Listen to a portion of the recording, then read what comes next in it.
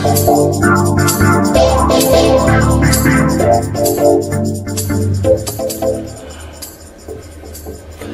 بيكم مرة تانية. ضيفي النهاردة رمز من رموز الفن المصري، تسلم مؤخرا جائزة العمل التطوعي من مملكة البحرين عن مجمل أعماله التطوعية، وهو رجل معني بالشأن العام في المقام الأول، معني بالحياة السياسية، معني بالمجتمع المصري، وأخيرا وليس آخرا من ضمن الملفات المهمة اللي بيركز فيها وبيفرغ وقت كبير من وقته لمتابعتها، ملف العشوائيات.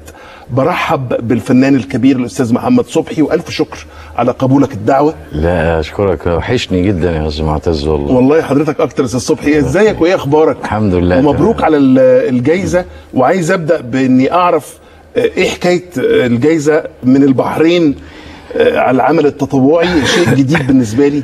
والله هو كان بالنسبة لي كمان مفاجأة لأن ما فكرتش إن يبقى في جايزة بالشكل ده أو مقابل عمل تطوعي. الواحد لما بيعمل العمل ده بيعمله من أجل وطنه، و يعني ده تعامل بينه وبين ربنا، يعني فمش منتظر أن يكون هناك مكافأة غير من ربنا سبحانه وتعالى يعني. ولكن كان شيء جميل. كان جمعية العمل التطوعي المصرية رشحتني على هذا المشروع يعني. فهم الوطن العربي واتحاد من الوطن العربي للأعمال التطوعية، فبيختاروا أحسن الأعمال التطوعية أو أكثرها قيمة وأكثرها فاعلية أو كده. فكان من نصيبي يعني. ألف مبروك أستاذ محمد، لأن أي جايزة ليك باعتبارك راجل زي ما قلت هي رمز. مش لوحدي والله، دي جايزة لمصر. أنا معايا 1000 يعني. الحقيقة إحنا مؤسسة كبيرة اللي تضموا لمشروع العشوائيات، لأنه مشروع ما هوش هين يعني، مشكلة كبيرة جدا. وهو ده اللي عايز أكلم حضرتك فيه، لأنه الحملة اسمها حملة المليار لتطوير العشوائيات في مصر. أي المليار ايه؟ المليار جنيه. هو طبعا مشكلة لميته مليار جنيه؟ لا طبعا لسه. انما يعني ممكن يبقى اكتر، بس انا مش عايز اقول كام علشان نحفز الناس اللي يقول لك ايه خلاص بقى هم انت عارف. انما اللي انا عايز اقوله ان المليار ده كان رمز وتحدي.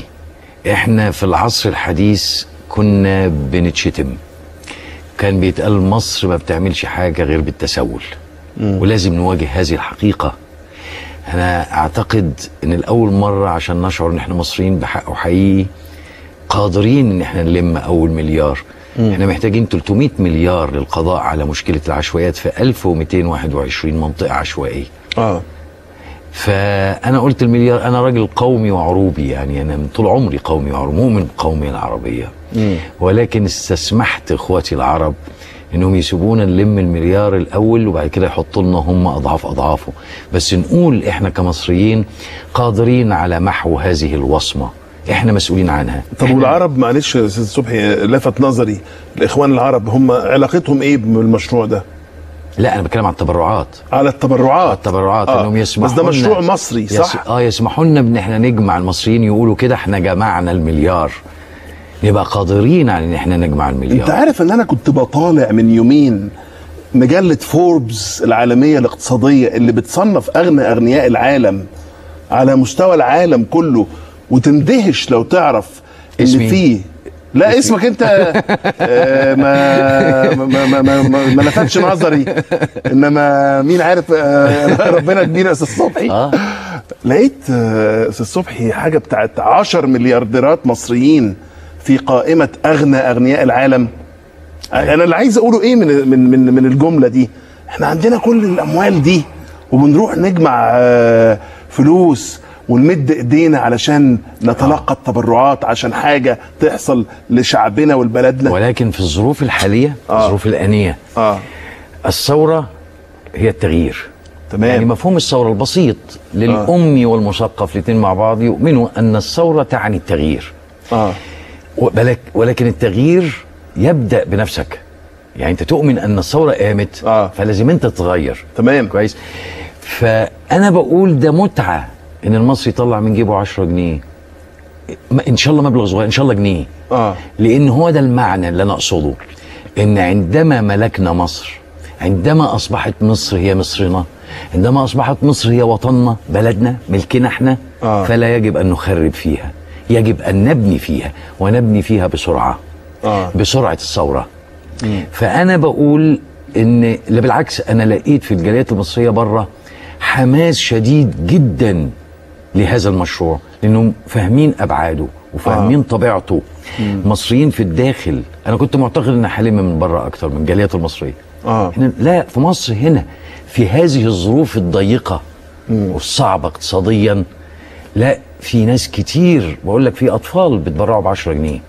لما تبص كده 10 جنيه ده شيء جميل جدا. ربما في النظام السابق كانت الناس بتبقى خايفة انها تتبرع لصناديق معينه او جهات معينه، لان يقول لك ايه، هقول لك على سر، الفلوس دي ايه اللي رايحه فين، وانا ايش ضمني، ما يجوز ياخدوها في جيوبهم. معلش خليني اكون صريح معاك، فانت عامل آلية شكلها ايه؟ هقول لك على سر. معظم الجاليات المصريه اللي قابلتها بره في اوروبا جمله واحده اجمعوا عليها: لو الحكومه ايدها في هذا المشروع مش هنتبرع.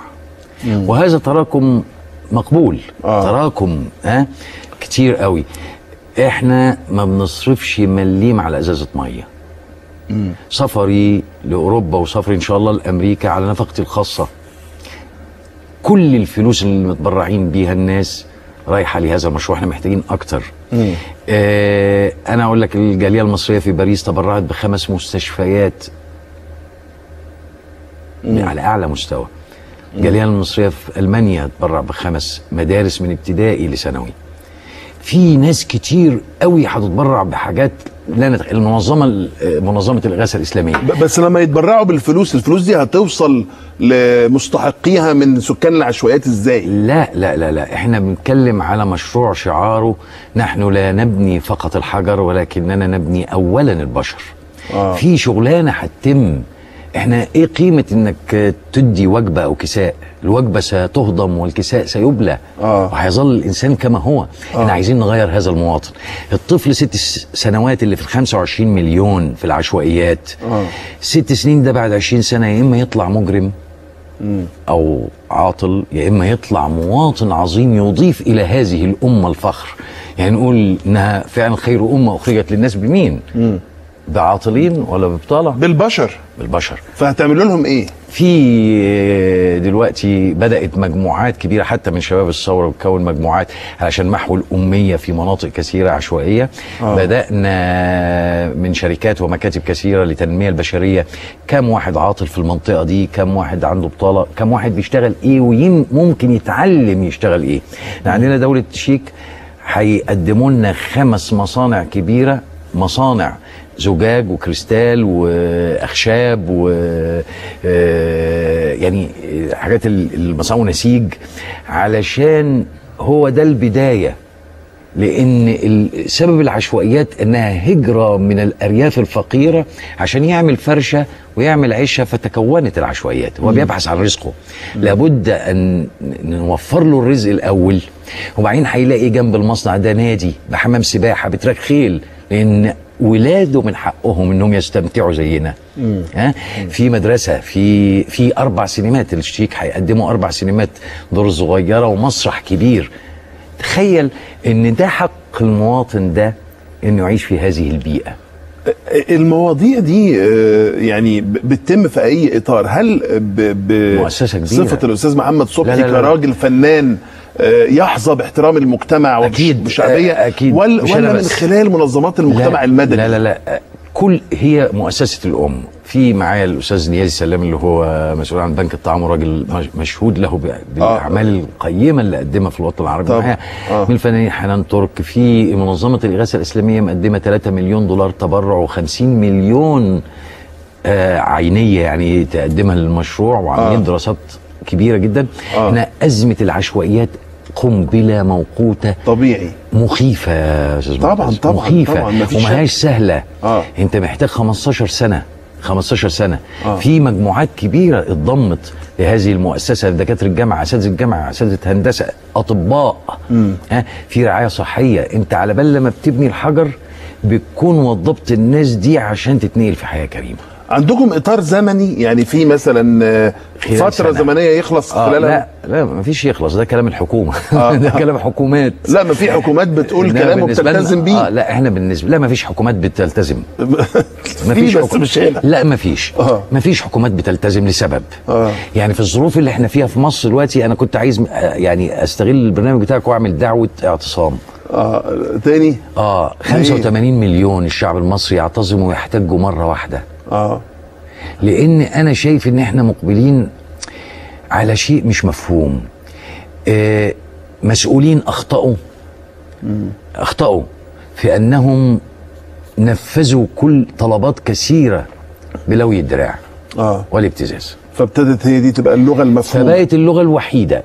لا ننكر ان ال 85 مليون بما فيهم اغناهم له طلبات، سواء في الحريه او في الديمقراطيه او في طريقه العمل او في السكن او من الفقير للغني.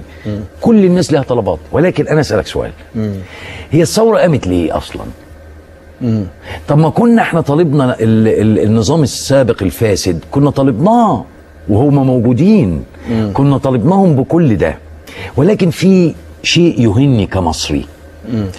لما كانت العصايه مرفوعه، العصايه الغليظه، قعدنا 30 سنه ما نتكلمش الا قليل، بعض التيارات والاصوات. العصايه فضلت مرفوعه ما حدش يتكلم.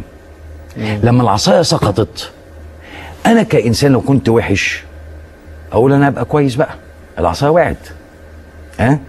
ولكن انا ازداد توغلا. انا بحرج مين؟ انا بنتقم من الثوره. الثوره قامت لتحقيق اهداف محدده. هذه الاهداف لا يمكن ان تتحقق في شهر ولا 2 ولا في شهرين ولا في 10 ولا في 2 ولا في 3. الثوره بمعنى التغيير مستمره. وعلى الشعب المصري اللي امن بالثوره، اللي آمن بيها، يعرف إنه كل يوم بينجز حاجة. ولكن إن آجي كلنا مرة واحدة نقوم ننتقم من الثورة، ننتقم من ثورتنا، إزاي؟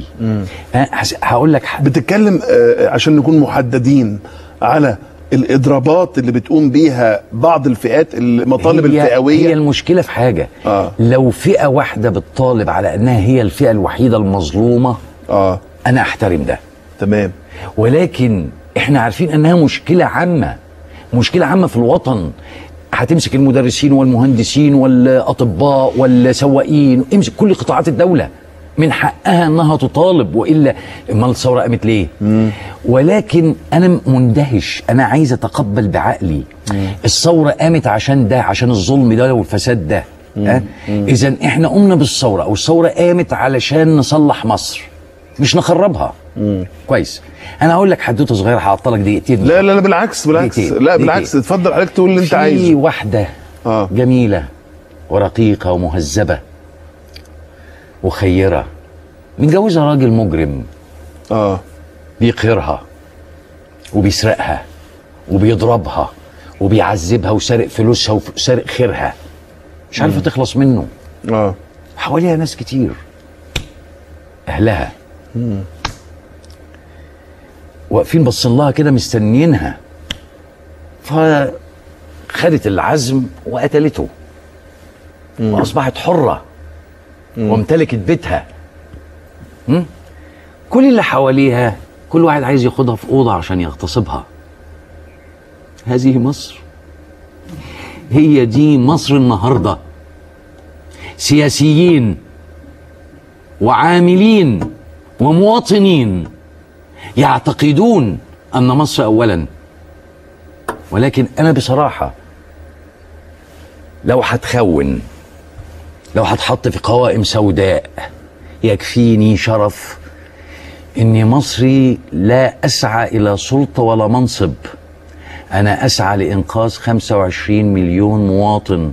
لن يكون هناك اقتصاد، ولن يكون هناك تعليم، ولن يكون هناك حرية. وال25 مليون كان منهم كتير بيبيعوا صوتهم. احنا الثورة قامت عشان الديمقراطية. عشان الديمقراطية يا أستاذ معتز، احنا كلنا مذنبين. 40 سنة وأكتر من 40 سنة الناس دول كانوا عايشين في عشش بلا سقف وبلا مياه وبلا كهرباء وبلا صرف صحي وبلا طعام. اصبحوا هم طعاما للكلاب، الاطفال بياكلها الكلاب المسعوره في هذه الاحياء. فيهم مجرمين، فيهم خارجين على القانون، ولكنهم يريدون ان يكونوا شرفاء. ما انت ما اديتلهمش الحل انهم يكونوا شرفاء. وهؤلاء الناس يمتلكون عفه ايضا. صور لما تشوف الافلام اللي انا